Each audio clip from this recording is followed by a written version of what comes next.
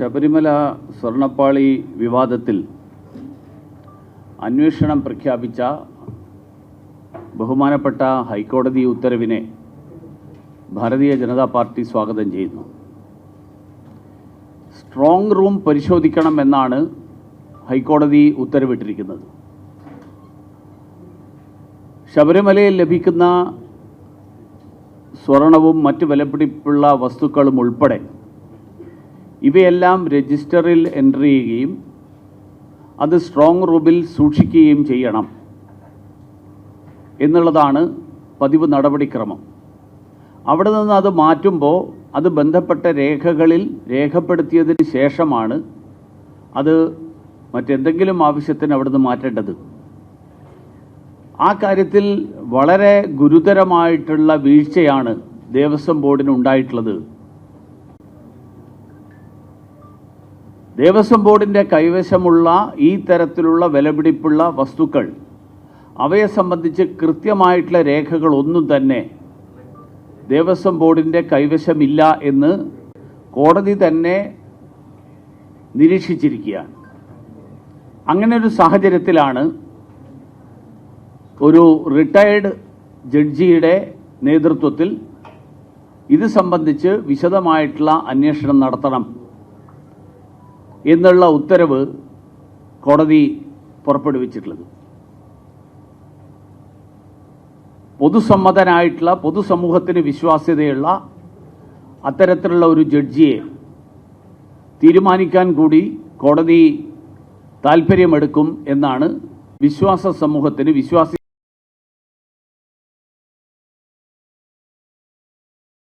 അതോടൊപ്പം ഇതിനർത്ഥം ദേവസ്വം ബോർഡിൻ്റെ വിശ്വാസ്യത നഷ്ടപ്പെട്ടിരിക്കുന്നു എന്നാണ്. ദേവസ്വം ബോർഡ് ശബരിമലയിൽ ലഭിക്കുന്ന വിലപിടിപ്പുള്ള വസ്തുക്കൾ കൃത്യമായി സൂക്ഷിക്കുന്നതിൽ അവർക്ക് സമ്പൂർണ്ണ പരാജയമാണ് സംഭവിച്ചിരിക്കുന്നത്. ഒരു കണക്കും ഒന്നിനുമില്ലാത്ത ഒരു സ്ഥിതിയാണ് എന്ന് പറഞ്ഞ പശ്ചാത്തലത്തിൽ ദേവസ്വം ബോർഡ് പ്രസിഡന്റ് അദ്ദേഹം ഇനി തുടരുന്നത് എന്തർത്ഥത്തിലാണെന്ന് എനിക്കറിയില്ല. വാസ്തവത്തിൽ അദ്ദേഹത്തിന് അല്പമെങ്കിലും ഈ പറഞ്ഞ കാര്യങ്ങളുടെ അർത്ഥം മനസ്സിലായിട്ടുണ്ടെങ്കിൽ അദ്ദേഹം സ്വയം രാജിവെച്ച് പോകണം. ഇല്ലെങ്കിൽ സർക്കാർ അദ്ദേഹത്തെ മാറ്റണം.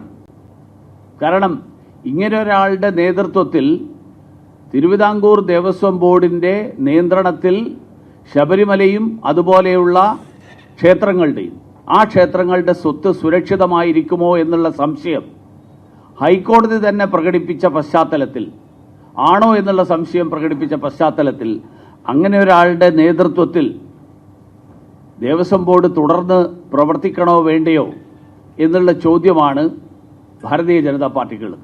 അതുകൊണ്ട് ദേവസ്വം ബോർഡ് പ്രസിഡന്റ്, കാരണം പല ചോദ്യങ്ങൾക്കും ഉത്തരം പറയാൻ ദേവസ്വം ബോർഡിൻ്റെ അഭിഭാഷകന് സാധിച്ചില്ല, പല ചോദ്യങ്ങൾക്കും കൃത്യമായിട്ടുള്ള മറുപടി പറയാൻ കഴിഞ്ഞില്ല, പലതിൽ നിന്നും ഒഴിഞ്ഞു മാറുന്ന സാഹചര്യമുണ്ടായി.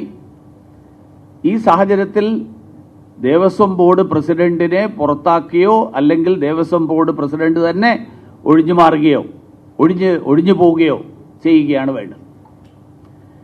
ഈ ദ്വാരപാലക പീഠം വന്നതും പോയതും ഉൾപ്പെടെ ദുരൂഹതയിലാണ്. കാരണം ശബരിമലയിൽ അയ്യപ്പൻ്റെ സ്വർണമടക്കം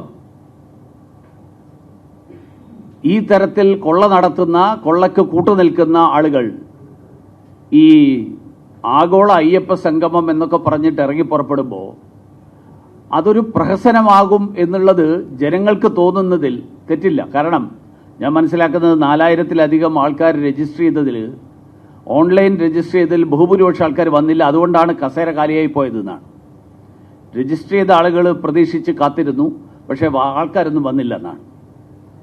എന്തായാലും ഈ ഇടതുമുന്നണി സർക്കാർ ഭരിക്കുമ്പോൾ ശബരിമലയിൽ സ്വർണമടക്കം ആവിയായി പോകുന്ന ഒരു പ്രത്യേക പ്രതിഭാസം, ആ പ്രതിഭാസമാണോ ഉള്ളത് എന്ന സംശയം കോടതി അടക്കം ചോദിച്ചതാണ്. പെട്രോൾ ആവിയായി പോവും, സ്വർണം ആവിയായി പോകുന്നത് നമ്മൾ ഇതുവരെ കേട്ടിട്ടില്ലല്ലോ എന്ന്. എനിക്ക് ഈ കാര്യത്തിൽ ചില ചോദ്യങ്ങൾ കൂടി ചോദിക്കാനുണ്ട്. ദേവസ്വം ബോർഡോ സർക്കാരോ ഈ കാര്യത്തിൽ മറുപടി പറയുമെന്ന് ഞാൻ പ്രതീക്ഷിക്കുകയാണ്. ഒന്നാമത്തെ കാര്യം, ആരാണ് ഈ ഉണ്ണികൃഷ്ണൻ പോറ്റി? എന്തടിസ്ഥാനത്തിലാണ് 2019 സ്വർണം പൂശാനായിട്ട് ഇദ്ദേഹത്തെ ദ്വാരപാലക ശില്പങ്ങളുടെ പാളി ഏൽപ്പിച്ചത്? ദേവസ്വം ബോർഡ് ഒന്ന് വിശദീകരിക്കണം. എങ്ങനെയാണ് ഈ ഉണ്ണികൃഷ്ണൻ പോറ്റിയെ തെരഞ്ഞെടുത്തത്? ഇപ്പോഴത്തെ ദേവസ്വം ബോർഡ് പ്രസിഡന്റിന് അറിയില്ലെങ്കിൽ അദ്ദേഹം, കാരണം പ്രസിഡന്റ് ഏത് പദവിയും തുടർച്ചയാണ്, ഒന്നുകിൽ പഴയ പ്രസിഡന്റിനോട് അന്വേഷിച്ച് അല്ലെങ്കിൽ ദേവസ്വം ബോർഡിലെ രേഖകൾ പരിശോധിച്ച് ഈ ദേവസ്വം ബോർഡ് പ്രസിഡന്റ് പറയണം. ഉണ്ണികൃഷ്ണന്റെ നിലപാടുകളിൽ ദുരൂഹതയുണ്ട് എന്നാണ് നിങ്ങൾ പറയുന്നത്. അപ്പോൾ ഈ ദുരൂഹ കഥാപാത്രത്തെ ഈ ചുമതല ഏൽപ്പിച്ചത് ആരുടെ ശുപാർശയിലാണ്?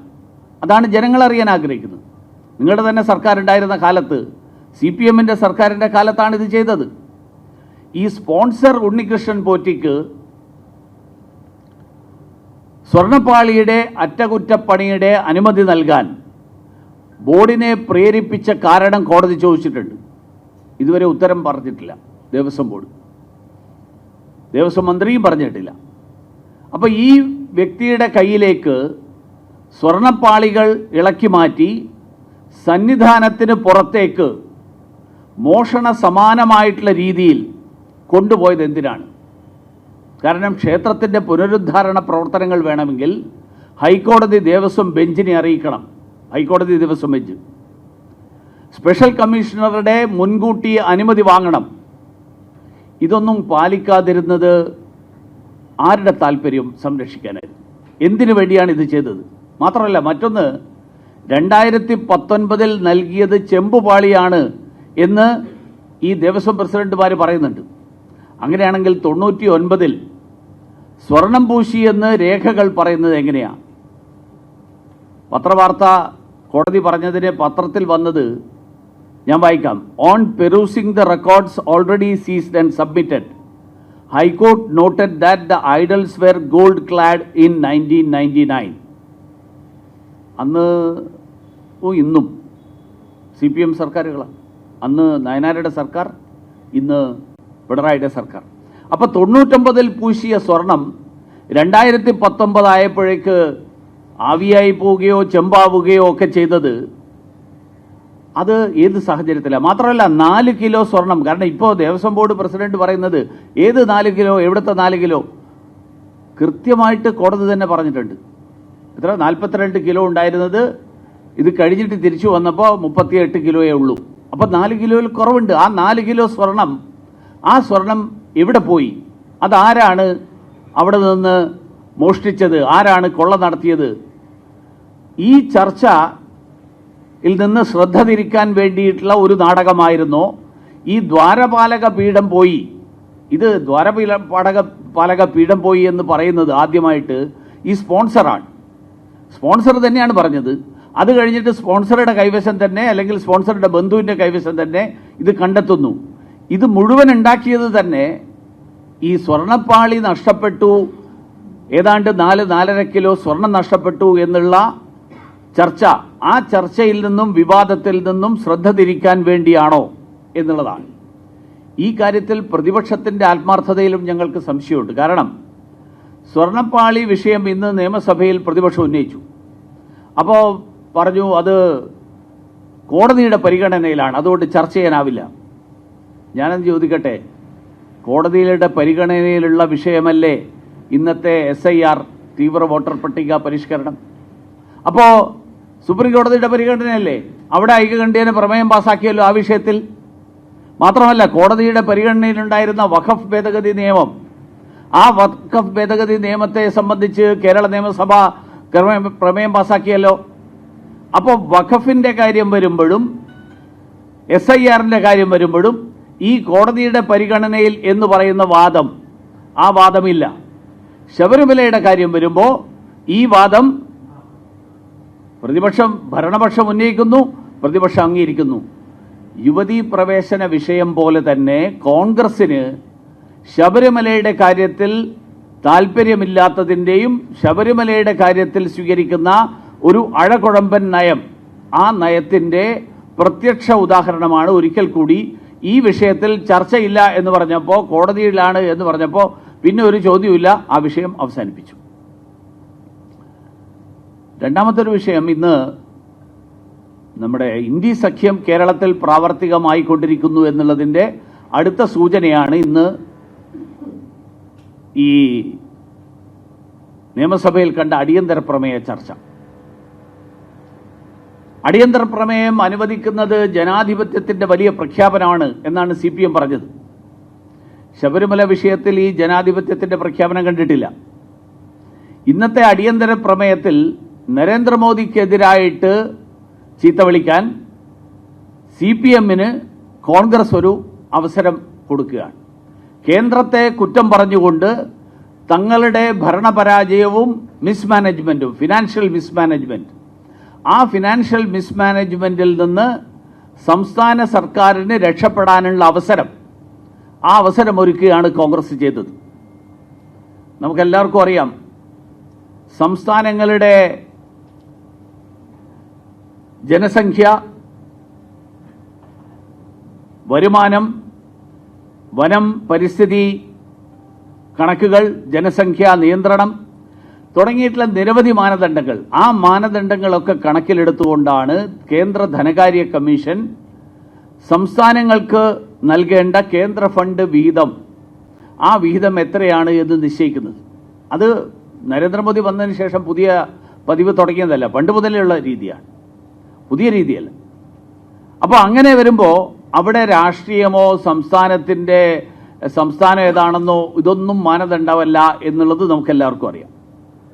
പക്ഷേ ചില ആളുകൾ ആ ഫണ്ട് ഫലപ്രദമായിട്ട് ഉപയോഗിക്കും, ചില ആളുകൾ ആ ഫണ്ട് ഉപയോഗിക്കുന്നതിൽ ധൂർത്തടിക്കും. എന്തായാലും ഇന്നത്തെ ഹിന്ദു പത്രത്തിൽ ഈ കടമെടുപ്പിനെ സംബന്ധിച്ചിട്ടുള്ള ഒരു വലിയൊരു കണക്ക് കൊടുത്തിട്ടുണ്ട്, ഒരു ലേഖനം. ഹിന്ദു പത്രം എന്തായാലും BJP അനുകൂലിക്കുന്ന പത്രമാണെന്ന് നിങ്ങൾ ആരെങ്കിലും പറയും എന്നെനിക്ക് തോന്നുന്നില്ല.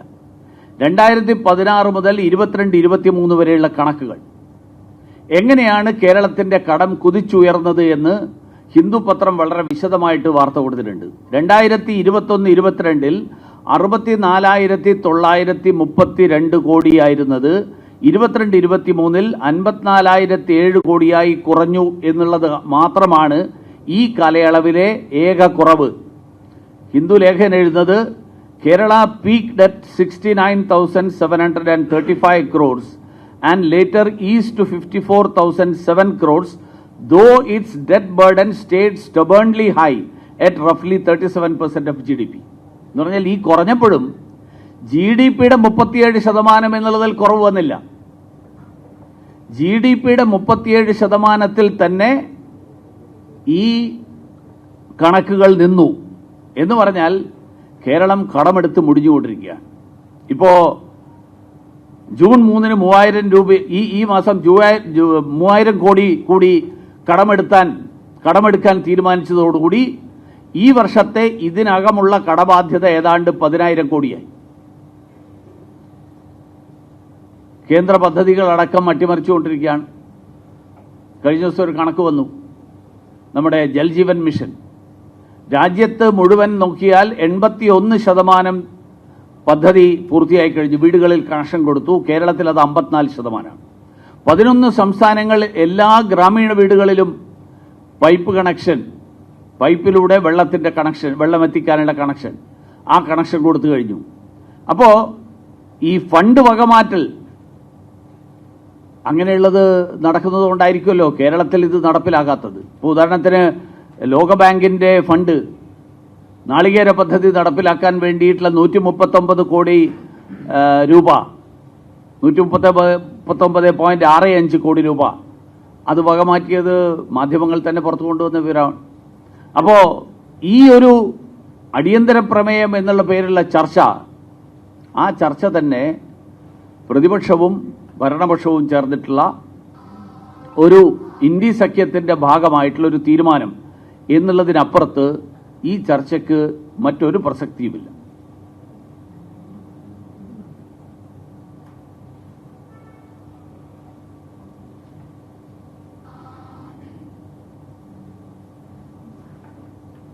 മറ്റൊന്ന്, SIR-നെ കുറിച്ച് ഇതൊരു പ്രമേയം പാസാക്കിയിട്ടുണ്ട്.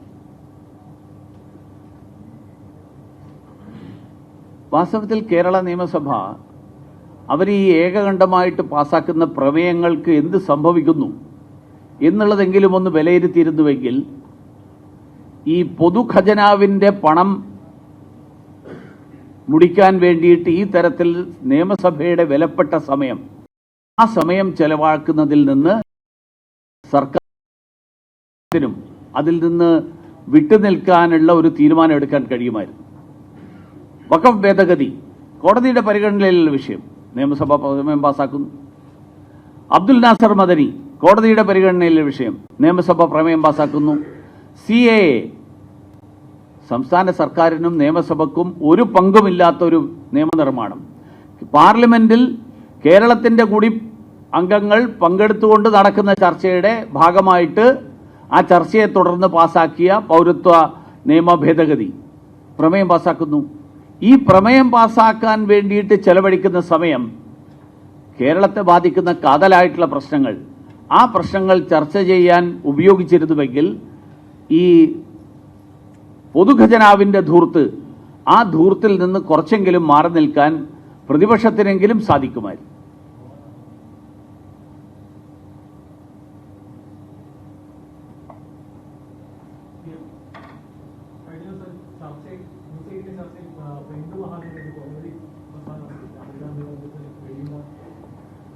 ചോദിക്കട്ടെ, ബി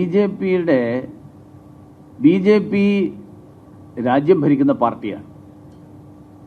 രാജ്യം ഭരിക്കുന്ന പാർട്ടി പ്രതിപക്ഷ നേതാവിനെ എതിരായിട്ട് വധഭീഷണി മുഴക്കുമോ? ഈ അപഹാസ്യമല്ലേ ആ ആരോപണം തന്നെ? ആ ആരോപണം അപഹാസ്യമാണ്. രാജ്യം ഭരിക്കുന്ന പാർട്ടി, ഞങ്ങൾ തന്നെയല്ലേ രാഹുൽ ഗാന്ധിക്ക് 24 മണിക്കൂർ സംരക്ഷണം കൊടുക്കുന്നത്. ആ സംരക്ഷണം അദ്ദേഹമാണ് ചില സന്ദർഭങ്ങളിൽ അദ്ദേഹത്തിന് സ്വകാര്യമായിട്ട് ചില വിദേശയാത്രകൾ നടത്തുമ്പോൾ അദ്ദേഹം അത് ഒഴിഞ്ഞിട്ട് അറിയിക്കാതെ ചാടിപ്പോവുകയാണ്. ജംപ് ദ സെക്യൂരിറ്റി എന്നാണ് അവർ പറയുന്നത്. ഈ പ്രതിപക്ഷ നമ്മുടെ സുരക്ഷാ സേന പറയുന്നത് അദ്ദേഹം ഞങ്ങളെ അറിയിക്കാതെ ചാടിപ്പോകുന്നു എന്നാണ്. അല്ലാതെ അദ്ദേഹത്തിൻ്റെ സുരക്ഷയ്ക്ക് വളരെ താല്പര്യം എടുക്കുന്ന ഒരു സർക്കാരാണ് കേന്ദ്രത്തിലുള്ളത്.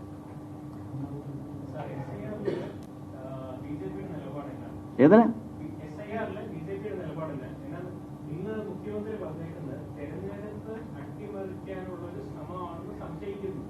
ഞാൻ ചോദിക്കട്ടെ, നമ്മുടെ രാജ്യത്തൊരു കോടതി ഉണ്ടല്ലോ.